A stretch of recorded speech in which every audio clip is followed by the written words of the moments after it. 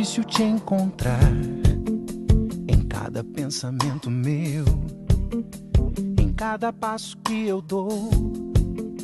Tem tudo que a gente viveu, buscando paz, só tentando amanhecer, querendo mais. Tá aí a música Cais, uma das mais novas canções de Pedro Mariano. A composição, que é uma parceria com Dudu Borges, Bibi e Marcelo Mira, é uma das faixas do álbum Novo Capítulo, lançado em maio deste ano. O cantor, compositor e instrumentista Pedro Mariano é nosso convidado mais uma vez aqui no Isso é Bahia. É com ele que a gente conversa agora. Seja bem-vindo. Tudo bom, Pedro? Bom dia. Bom dia, Jefferson. Tudo bom? Tudo ótimo. Um prazer tê-lo aqui com a gente. A última vez, inclusive, que a gente se falou, você estava lançando o single Bem Perto, não foi? Ainda como um prenúncio do álbum que viria logo depois, o disco Novo Capítulo, que já foi lançado, inclusive com novas músicas também já sendo divulgadas, como essa que a gente ouve, Cais. Como é que tem sido a receptividade do disco, dessa música, esse novo momento da sua carreira, Pedro? Olha, Jefferson, tem sido uma experiência muito, muito gostosa, porque,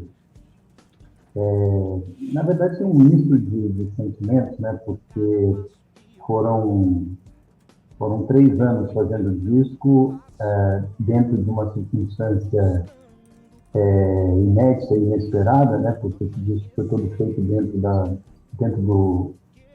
de todo um processo da pandemia, né, onde a gente foi obrigado a ficar recluso. Normalmente a gente faz disco num processo recluso, mas esse processo recluso de fazer um disco é um processo optativo, não obrigatório, né? Então, assim, a gente viveu muita dúvida dentro desse processo de como seria o mundo depois de tudo, tentando se voltar ao normal. E depois também, como que as pessoas viveriam a música, a arte, como que elas voltariam a interagir com a música, com a arte, com o show, com o entretenimento, de uma forma geral. Então, você pensar a música, você pensar esse relacionamento, tentando antever tudo isso, era uma coisa meio aflitiva, de certa forma, né? Então a gente tentou carregar o disco de um jeito que tivesse obviamente, muita mensagem positiva, né? Carregado de muita energia boa, tudo. Então, colher agora esse sentimento tem sido uma experiência muito interessante, porque o que eu mais tenho recebido é justamente esse sentimento. Eu tenho percebido que as pessoas captaram exatamente esse sentimento e se alimentam disso. Então, de certa forma, o que a gente estava pensando enquanto fazia isso, que a gente estava, digamos assim, plantando dentro do álbum, era realmente a energia necessária para que o disco fosse bem recebido e fosse bem acolhido pelas pessoas. Porque, assim, eu obviamente faço disco sabendo para quem que eu estou fazendo, né? Eu tenho meus fãs, eu respeito muito o meu público e tudo mais, mas, de uma certa forma, a gente sempre procura dar sempre um passo a mais, né? Você sempre ampliar, de alguma forma, um público mais abrangente, você sempre tenta conquistar novos terrenos, novas cabeças e tudo mais. Mas esse público que já te acolhe, que já gosta de você e tudo mais, esse entendeu muito bem disso. Mas houve sim essa ampliação. Então tem sido uma experiência muito, muito, muito gostosa e muito produtiva. A turnê ainda está em processo, porque o mundo ainda está tentando entender o que é o mundo pós-pandemia, né? Então, muito provavelmente, a turnê Novo Capítulo ela vai efetivamente ser concretizada a partir do ano que vem. Mas esse ano de plantio do disco tem sido uma coisa muito, muito especial. Você estava falando da sua experiência de conceber o disco, de produzir o disco, de compor o disco num momento de reclusão. Por mais que você normalmente já o faça sempre que está produzindo um trabalho novo. Agora, uma reclusão com características muito especiais, porque certamente essa pandemia mexeu com todos nós. Você arriscaria citar o que foi o seu maior aprendizado nessa reclusão em particular, em plena pandemia, e também qual teria sido a maior sequela, e não estou aqui entrando no mérito das pessoas que foram vítimas diretas da pandemia, as milhares de mortes, pessoas que foram infectadas pelo novo coronavírus, não. Sequela do ponto de vista artístico, existiu também, assim como um grande aprendizado nesse processo, Pedro? Olha, Jefferson, eu acho assim que o maior aprendizado de todos, acredito ter sido a resiliência, porque você, efetivamente, você trabalha, porque assim, nosso material de trabalho, né, o nosso maior ativo, são as pessoas, né? É o público, é a troca, é a energia, é literalmente a aglomeração, né? Nós vivemos dessa somatória, dessa energia. Então, quando você tira isso do contexto, você tira isso da nossa vida, praticamente tudo passa a não fazer mais sentido, né? Porque música é troca, música é essa química, né? Então, quando você tira isso do contexto, você não sabe para que você está ali, né? Você não sabe para que você existe, literalmente. Então, acho que a resiliência, você acreditar que realmente as coisas tendem a melhorar e que o bom senso, em algum momento, vai voltar a circular entre as pessoas e na cabeça das pessoas, para que tudo volte a ser como deveria ser, era uma conversa recorrente, né, entre nós e literalmente o processo empático, né? Você está sempre pensando não só no melhor, mas também querer o melhor das pessoas, tentar propagar essa energia positiva, querer fazer o bem, né? Querendo ou não, a gente sempre olhando para o lado, tentando ajudar o próximo, porque o nosso segmento ele foi muito afetado, né? Então, você tentar ajudar o próximo, tentar ajudar a equipe, tentar ajudar as pessoas menos favorecidas, né, do processo artístico, do processo, principalmente do processo produtivo, né? As pessoas da cadeia menos favorecidas do processo de produção e tudo mais, te dá um calor, né? Você se sente mais você se sente melhor, de uma certa forma, por estar podendo ajudar. Então, essa resiliência foi um grande aprendizado dentro do processo. E acredito que a maior sequela desse processo todo, no meu ver, assim, eu acho que é a sequela que assola a sociedade de uma forma geral. E não é só artística, né? Ela é humana, né? Porque, de certa forma, você enxerga que as pessoas... eu imaginava que a gente fosse sair desse processo melhor. Eu imaginava que nós fôssemos sair melhores seres humanos, pessoas mais assertivas, mais empáticas, mais humanas. E não foi o que aconteceu, né? E no nosso segmento aconteceu a mesma coisa. Então, eu vejo uma cisão, vejo uma polarização cada vez mais extensa, e ao invés de a gente imaginar que você vai olhar para o lado, estender a mão e ajudar, a sensação que me dá é que, se a pessoa tiver oportunidade, ela ainda te dá uma cotovelada e te empurra e tenta pegar um pedaço maior para ela. Então, assim, isso dá um pouco de medo,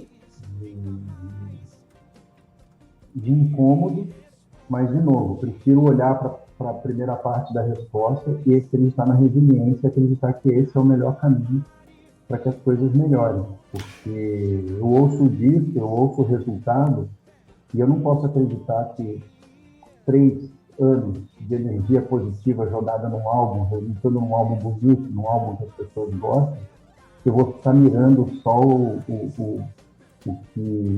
que de ruim pode ser semeado diante de um processo de 2, 3 anos de impotência diante de uma série de fatores ruins que a sociedade nos colocou, que é esse que vai ser o resultado. Eu não consigo acreditar nisso, eu prefiro acreditar que a gente pode fazer diferente. Pedro Mariano, você já tem tem 20 e tantos anos aí de carreira, certamente acompanha o cenário musical brasileiro. Acredito que tenha bebido da fonte do pop rock nos anos 80, seu relativo início de carreira, não é verdade? Antes desse movimento do pop rock, a gente tinha um movimento da música popular brasileira muito fortalecido aqui no país. Agora, com essas novas tecnologias, com a pluralidade, não é, cada vez maior de expressões artísticas, é possível definir o perfil, a cara da música brasileira hoje? Eu falo da música, essa que ainda se identifica com a chamada música popular brasileira. Tem um rótulo, uma cara definida, ou a coisa está muito diversa, a ponto de a gente não ter uma identidade única? Olha, já eu só acho bem difícil, viu? Eu acho bem difícil. É que assim, eu acredito que esses rótulos, todos esses nominhos, né, que a gente acaba colocando, ele é uma necessidade mais mercadológica do que artística, né? Porque você precisa dar um nome para que as pessoas saibam do que você está falando, né? Então,